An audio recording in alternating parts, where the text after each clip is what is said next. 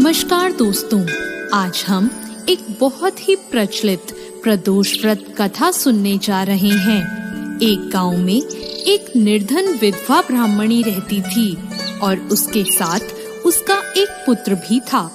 भरण पोषण के लिए दोनों प्रतिदिन भीख मांगते और जो भी मिलता उससे अपनी भूख शांत करते थे। ब्राह्मणी कई वर्षों से प्रदोष व्रत का पालन करती आ रही थी।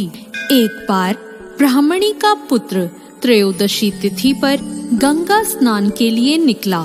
स्नान कर जब वह अपने घर की ओर आ रहा था तो रास्ते में उसका सामना लुटेरों से हो गया और लुटेरों ने उसका सारा सामान छीन लिया और वहां से फरार हो गए। कुछ समय बाद वहां राज्य के कुछ सैनिक आ पहुँचे और उन्होंने ब्राह्मणी के पुत्र को लुटेरों में से एक समझकर राजा के सामने प्रस्तुत कर दिया।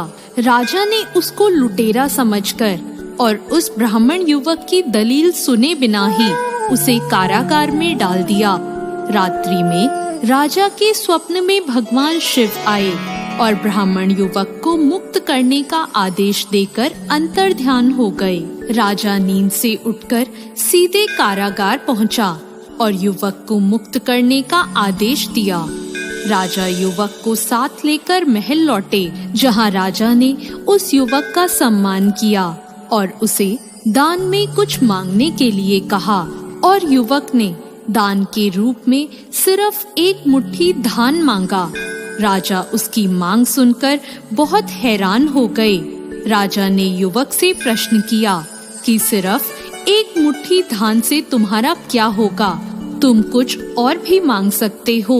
ऐसा अवसर किसी को बार बार नहीं मिलता। युवक ने बहुत ही विनम्रता पूर्वक राजा से कहा, हे राजन, इस समय यह धान मेरे लिए संसार का सबसे अनमोल धन है।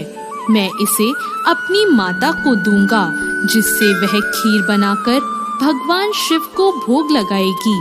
फिर हम इसे ग्रहण कर अपनी भूख शांत करेंगे। राजा युवक की बातों को सुनकर बहुत प्रसन्न हुआ। उन्होंने मंत्री को आदेश दिया कि ब्राह्मणी को दरबार में सम्मान के साथ लाया जाए।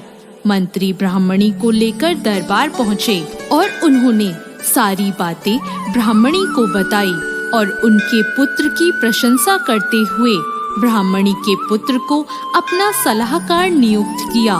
इस प्रकार निर्धन ब्राह्मणी और उसके पुत्र का पूरा जीवन बदल गया। तो दोस्तों, ये थी प्रदोष व्रत कथा।